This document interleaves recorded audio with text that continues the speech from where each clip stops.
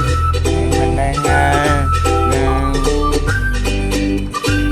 Mình đang bán xe tại cửa hàng xe máy Duy Yến nha anh em. Cái xe nói chung là rất cực em ơi. Đó là phải cho nó sạch sẽ nè. Lần đầu tiên là mình phải dọn nước về cho nó sáng xe, tháng xe xong rồi mình mới lấy xà bông mình hết cái xe cho nó sạch sẽ xong mình mới lau chặt lắm anh em ơi. Vừa lau xe những cái vết chày vết dơ bụi bặm mà nó dính trên xe đó, mình phải chùi hết cho sạch sẽ đó nha anh em. Trong mình rửa xe là nó một cái không ngại rất là cực khổ anh em ơi, không có sung sướng gì đâu. Rửa xe gần hơn nửa tiếng đồng hồ anh em, cực lắm.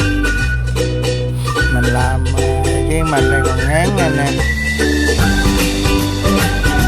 Cái xe màu trắng á, mình rửa là mình phải thấy nước nhiều, xà bông nhiều cho nó sạch sẽ, những lớp bụi bặm rác cát nó dính lên xe màu trắng mình không có rửa kỹ thì nó rất là dơ nha anh em. Mình phải rửa sạch sẽ.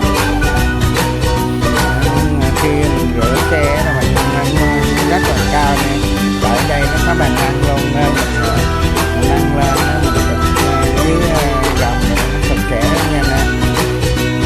Dưới gầm ly cát bụi rồi rất là dơ anh em, nếu mình không rửa nó sau này nó mục hoặc nó xét, nó không có nó mau hư xe lắm anh em,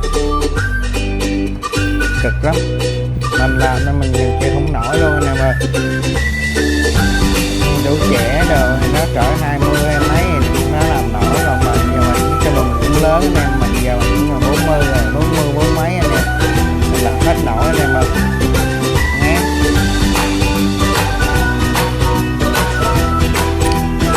Xe nó rất là cực nha anh em.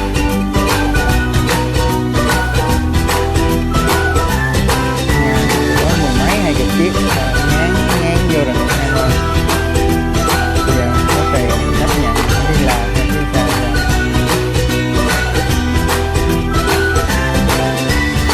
Khi mình rửa cái bánh là mình phải chà xà bông rất là sạch sẽ cái bánh đó nha anh em, chứ cái bánh mình đây chủ yếu là 4 cái bánh này mình không rửa nó bụi bặm xấu người ta không thích anh em, nên là mình phải bỏ xà bông vô bánh rất là nhiều.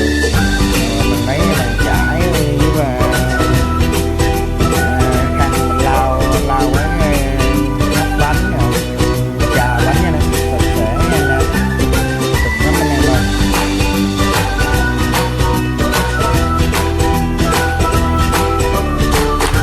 Cái xe mình ăn đâu nhiều anh em, cái xe 90.000 có được 45.000 trên xe 6, 45.000 trên xe 6 nước rồi có 70.000 thôi. Một tháng bè lắm mình phải rửa là nó trong xe, phải nó trong xe mình mới có sống có anh em. Này là doanh thu mà cực lắm. Mình bây giờ mình 42 tuổi nên nhiều lúc mình kiếm việc khác rất là khó nè, nên là mình chấp nhận mình làm công việc này để mình kiếm tiền mình trả nợ nè. Cực lắm anh em.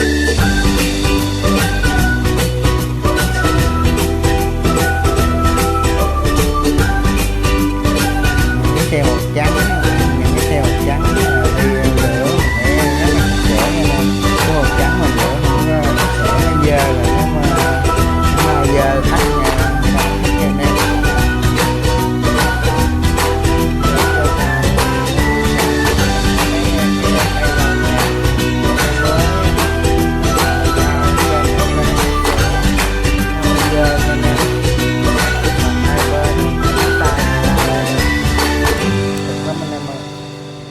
Chứ mình lấy tiền người ta đâu sung sướng gì nè, rất là cực.